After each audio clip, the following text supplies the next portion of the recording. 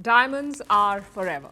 It's a cool marketing tagline, also the name of a James Bond movie, but the tagline may soon come with a rider. Doesn't apply to Russian diamonds. Let me explain.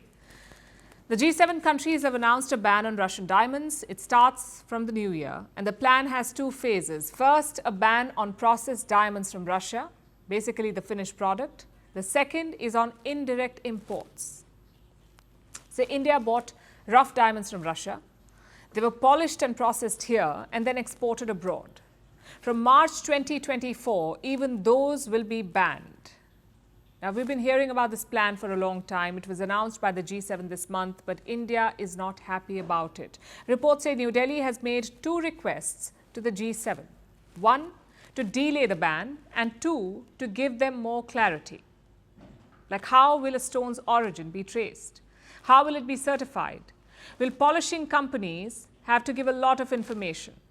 Simply put, India is not a fan of the ban. The question is why? Time for a quick lesson on the diamond industry. Russia is the biggest producer. It makes up 30% of all rough diamonds.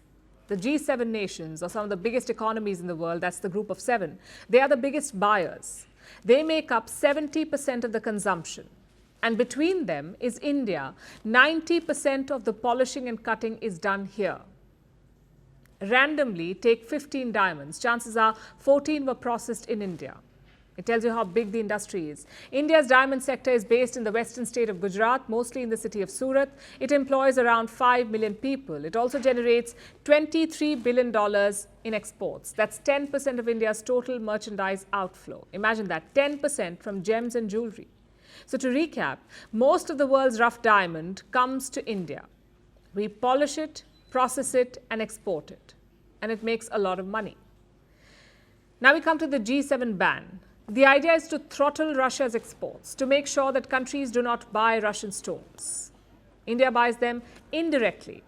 We don't import from Russia, we source them from places like Dubai and Antwerp. The same Russian stones, just a different market. So will the ban still apply? Unfortunately, yes, it will. From March 2024, G7 will not accept Russian diamonds of 1 carat or more. From September 2024, the limit will fall. The ban will cover 0.5 carats and above. So most commonly bought stones will be affected by this ban. And this has raised questions. How will a diamond's origin be identified? What software will be used? And how will the stones be certified? India's diamond industry wants answers to these questions because right now there is no clarity. Just consider Russian oil. Like diamonds, it has been banned by the G7. They've banned Russian oil, but India still buys Russian crude. India also exports the refined fuel to European nations. Chances are at least some of that fuel came from Russian crude. Yet, Europe keeps buying it. Will the same rule apply to diamonds as well? Or will the stones be marked at the source? Do you see the confusion? It's come at the worst possible time for India's diamond industry. In this financial year, exports are down 29%. We saw marginal recovery in the month of November. That's when America's recession fears eased. So the US diamond demand surged. Weeks later, the G7 announced this ban. It's not ideal for the industry.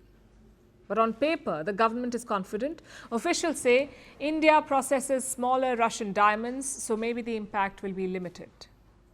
But like I said, the size limit will reduce in September from 1 carat to 0.5. And if that doesn't work, maybe the G7 will lower it again, sort of like tightening the ban. So the need of the hour is clarity. I know the G7 thinks it owns the entire world, but here, livelihoods are at stake.